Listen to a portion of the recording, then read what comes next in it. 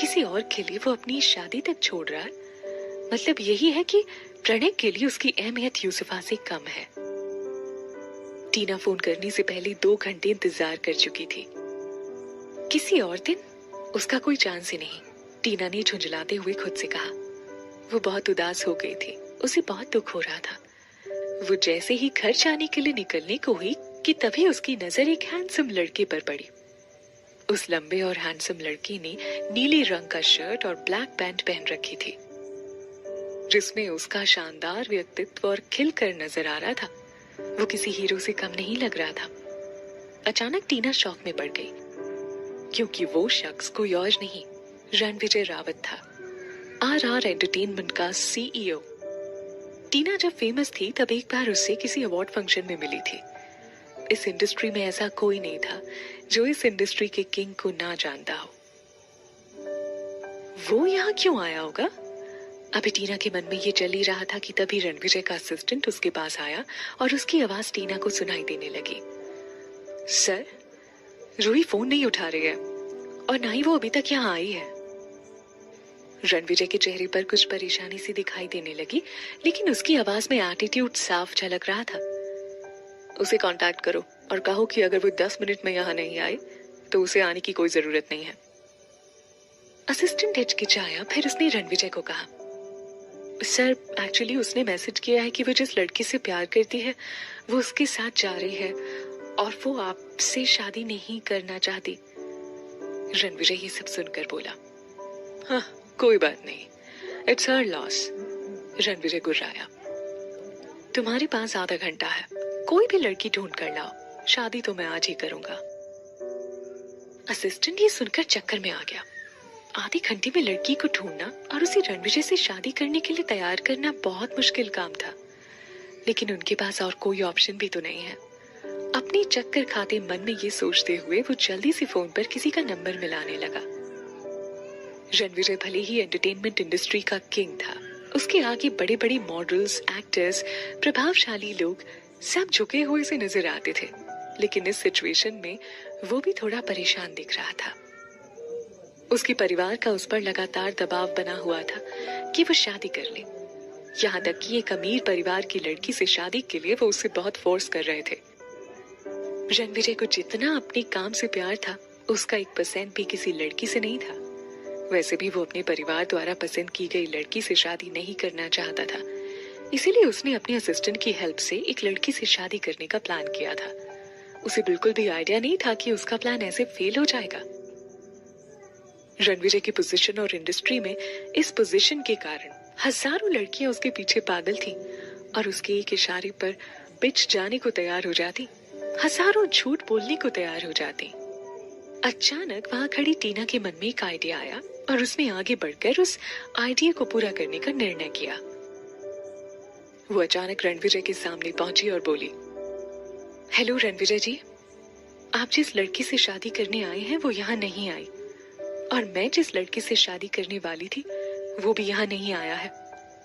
हम दोनों की सिचुएशन सेम ही है, फिर क्यों ना हम दोनों आपस में शादी कर लें?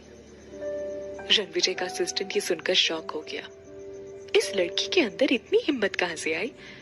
ऐसा सोचते हुए उसके पैर जैसे वहीं जम गए। रणविजय एक सेकंड के लिए हड़बड़ाया और फिर होश में वापस आकर बोला, तो तुम कह रहे हो क्या हम शादी कर सकते हैं? उसने अपनी ग्लासेस उतार दी और टीना को ऊपर से नीचे तक देखने लगा, मानो अपनी आंखों से उसका एक्सरे कर रहा हो। 1 मिनट बाद उसने अपने असिस्टेंट को बुलाया और कहा, मुझे इस लड़की की सारी डिटेल्स चाहिए 1 मिनट के अंदर।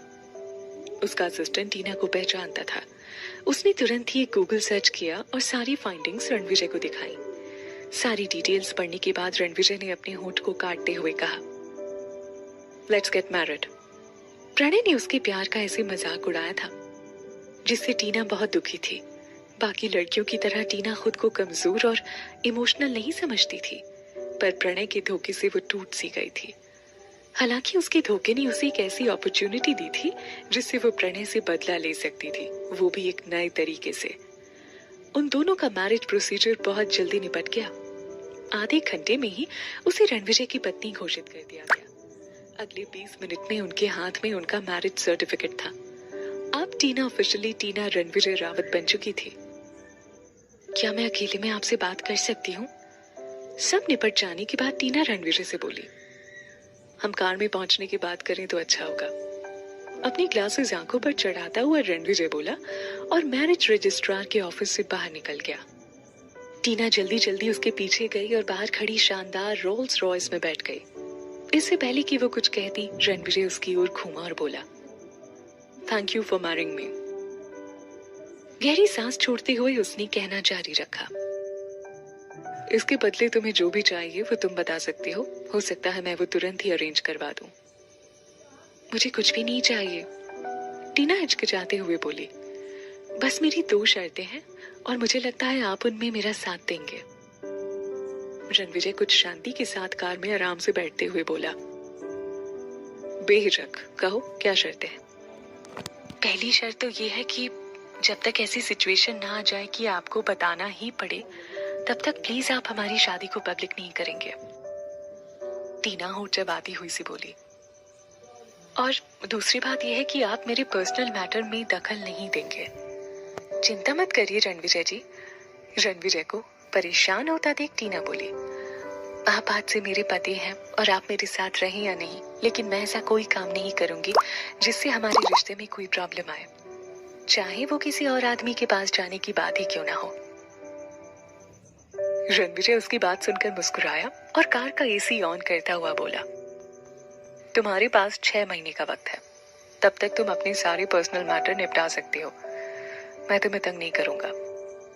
उसके बाद हम इस शादी का अनाउंसमेंट सबके सामने करेंगे और एक ग्रैंड मैनर में रीति रिवाजों के साथ शादी करेंगे। थैंक्स, टीना खुश होते हुए बोली। टीना भी यही चाहती थी। लेकिन क्योंकि अब हम शादीशुदा हैं, हम अकेले नहीं रहेंगे।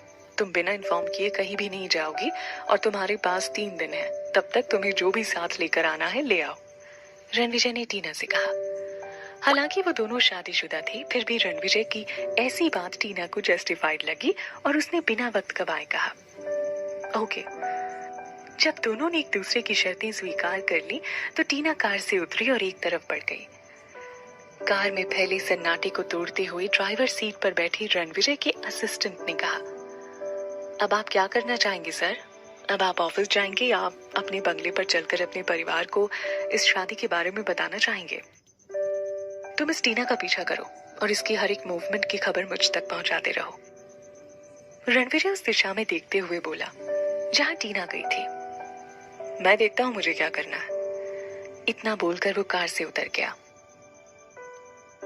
वो अचानक से आई इस लड़की से शादी को तो तैयार हो गया था, लेकिन बाद में सोचने पर उसे लगा कि इस लड़की का कोई ना कोई छिपा हुआ एजेंडा जरूर होगा। अभी रणविजय को समझ नहीं आ रहा था कि वो एजेंडा क्या था। वो एंटरटेनमेंट इंडस्ट्री की सबसे बड़ी कंपनी का सीईओ था। जहां तक उसे अब याद आ रहा था, उसने टीना के बारे में 3 साल पहले बहुत कुछ सुन रखा था। 3 साल पहले वो एक सेलिब्रिटी मॉडल थी जिसने सभी को पीछे छोड़ रखा था, लेकिन अचानक ही उसने कई बड़ी एंटरटेनमेंट कंपनियों के ऑफर ठुकराने शुरू किए, जिसके कारण उसे ब्लैकलिस्ट भी कर दिया गया। बाद में खबर आई कि उसने प्रणय की छोटी सी कंपनी का कॉन्ट्रैक्ट साइन किया है।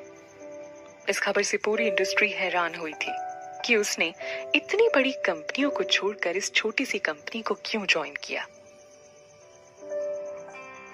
मेरे चैनल को लाइक करो, सब्सक्राइब करो और कमेंट करना ना भूलें।